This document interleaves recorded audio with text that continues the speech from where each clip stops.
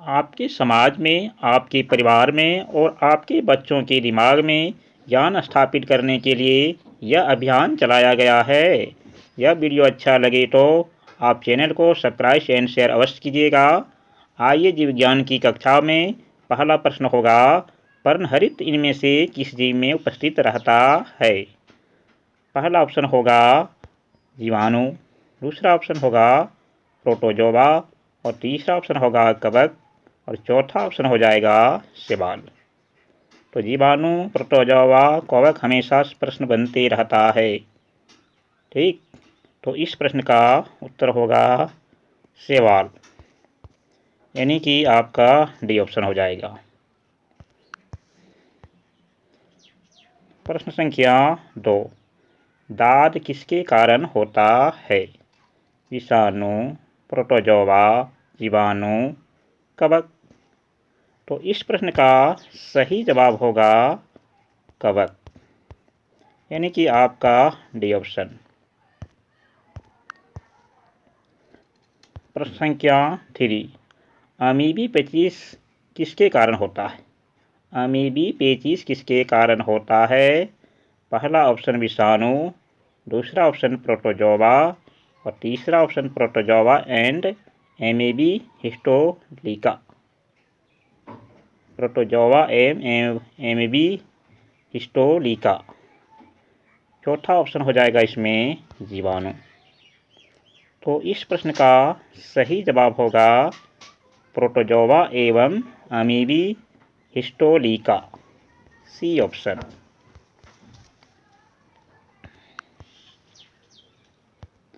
प्रश्न संख्या 4, टीका शब्दावली का परिचय किस वैज्ञानिक ने किया था? टीका शब्दावली का परिचय किस वैज्ञानिक ने किया था? पहला ऑप्शन होगा एडवर्ड जेनर, दूसरा स्कॉट हेमर, तीसरा चार्ल्स डार्विन, चौथा हिटलर। तो इस प्रश्न का सही जवाब होगा एडवर्ड जेनर, यानी कि आपका ए सही होगा। प्रश्न संख्या 5, इनमें से कौन पोषक तत्व सूक्ष्मजीव के वृद्धि के लिए जरूरी है?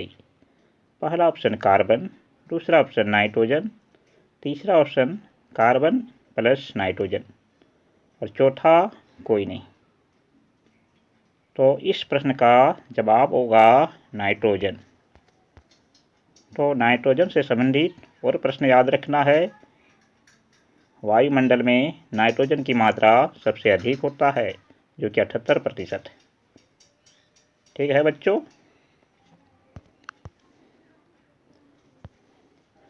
प्रश्न संख्या 6, किसी सूक्ष्मजीव के कारण पौधे मुरझाते हैं?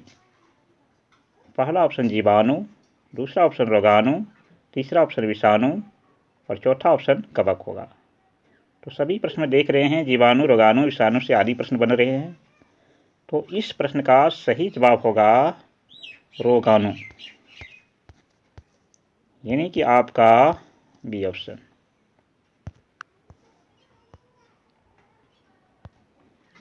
मछलियों के प्रजनन, अंडे से बच्चा निकलना एवं पालन पोषण को क्या कहते हैं? पहला ऑप्शन होगा मधुमक्खी पालन, दूसरा होगा मत्स्यिकी, तीसरा होगा रेशम कीट पालन, चौथा होगा कृषि। तो इस प्रश्न का सही जवाब होगा मत्स्यिकी, यानी कि आपका बी ऑप्शन। वेरी क्वेश्चन है। ठीक,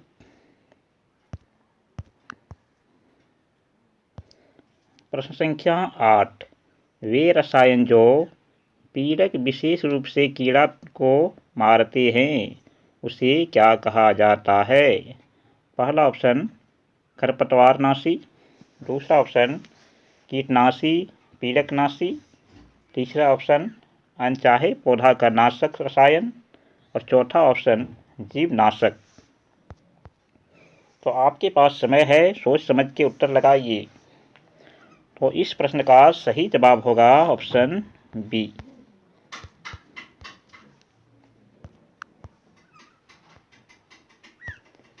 प्रश्न संख्या 9, किसी लार्वा की ग्रंथि में फाइब्रिन नामक प्रोटीन होता है?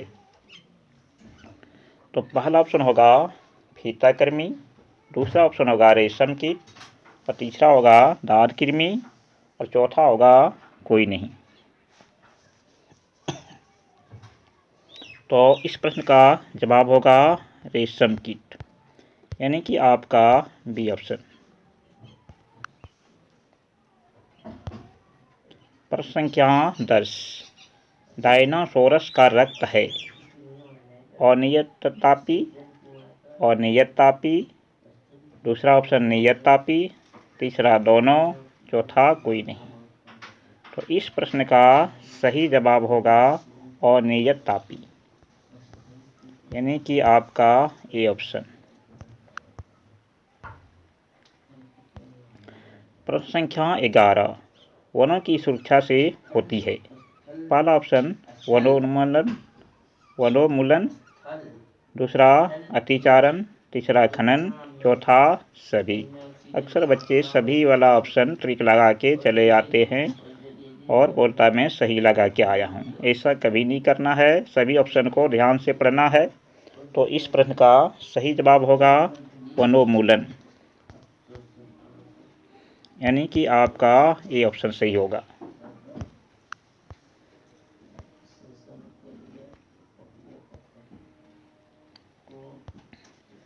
प्रश्न संख्या 12, कौन सा नवीकरणीय साधन है? तो साधन यहाँ पर दो प्रकार होता है, एक नवीकरणीय संसाधन और दूसरा अनवकरणीय संसाधन। नवकरणीय का संसाधन का मतलब होता है जीवन में कभी खत्म नहीं होता है, चलते रहता है। और नवकरणीय का मतलब होता है एक बार समाप्त हो जाने के बाद कई साल पूरा होने में लग जाता है। तो चलते हैं, सभी ऑप्शन को पढ़ लेते हैं। पहला ऑप्शन है प्रकाश संश्लेषण की क्रिया से ऑक्सीजन उत्पन्न होना, दूसरा ऑप्शन है जल चक्र से जल का प्राप्त होना, और तीसरा ऑप्शन होगा दोनों, और चौथा होगा कोई नहीं। तो इस प्रश्न का सही जवाब होगा दोनों, यानी कि आपका सी ऑप्शन। अब यहाँ देखते हैं ए और बी सही कैसे हुआ। तो प्रकाश संश्लेषण की क्रिया से क्या होता है, ऑक्सीजन उत्पन्न होता है, यानी कि पेड़ पौधे जितनी भी है प्रकाश संश्लेषण के द्वारा अपना भोजन बनाता है और ग्रहण करता है। और पौधे जितना ही जीवित रहता है तो जीवित रहने से क्या करता है, एक तरह से ऑक्सीजन छोड़ता है, और ऑक्सीजन जब तक पेड़ पौधे रहेंगे कभी नहीं खत्म होगा, चलते रहेगा, ऑक्सीजन देते रहेगा पेड़ पौधे। उसके बाद है जल चक्र से जल का प्राप्त होना, ये भी कभी समाप्त होने वाली नहीं है, क्योंकि जल जो है भाप के रूप में आकाश में जाता है, बादल बनता है और फिर वहाँ से बारिश होता है। तो ये चक्र जीवन भर चलते रहता है, इसलिए नवीकरणीय संसाधन है दोनों, क्योंकि ये कभी समाप्त होने वाला नहीं है।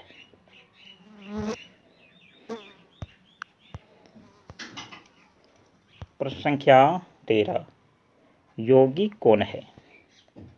पहला ऑप्शन मीथेन, दूसरा ऑप्शन अमोनिया, तीसरा दोनों, और चौथा कोई नहीं। तो यौगिक का मतलब होता है दो तत्वों का मिश्रण को बोला जाता है। तो यहाँ देख रहे हैं मीथेन में कार्बन और हाइड्रोजन की मात्रा मिश्रण है, और अमोनिया में भी नाइट्रोजन और हाइड्रोजन का मिश्रण है। इस तरह इस प्रश्न का उत्तर हम कह सकते हैं दोनों होगा, यानी कि आपका सी ऑप्शन।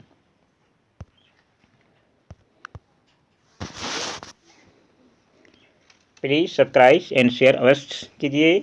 जय हिंद बच्चों।